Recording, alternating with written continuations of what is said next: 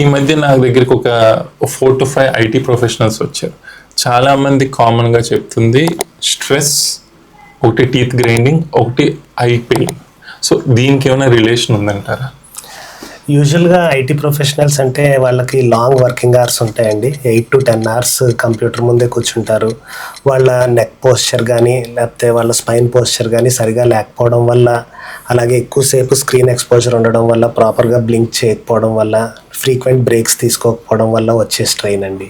Okay, నా దగ్గరికి teeth grinding first నేను చూడగానే నేను అడిగేది మీ ప్రొఫెషన్ ఏంటి, how many hours of sleep you're having, మీకు స్ట్రెస్ లెవెల్స్ ఏమైనా ఉంటాయి. బికాస్ ఈ 3 అనేది టీత్ గ్రైండింగ్ కూడా ఇంటర్లింక్ ఉంటాయి. ఫర్ ఎగ్జాంపుల్ మన చిన్నప్పుడు ఒక హర్రర్, ఒక దెయ్యం సినిమా చూసినప్పుడు భయంతో నైట్ పళ్ళు కొడతాం. సో అది కూడా మనకు తెలియకుండా కలిగే స్ట్రెస్. అంటే టీత్ గ్రైండింగ్ అయ్యిందంటే ఆబ్వియస్గా స్ట్రెస్ ఫ్యాక్టర్ ఎక్కడో రిలేట్ అయి ఉందని మేము మా పేషెంట్లు అందరికీ చెప్తాం.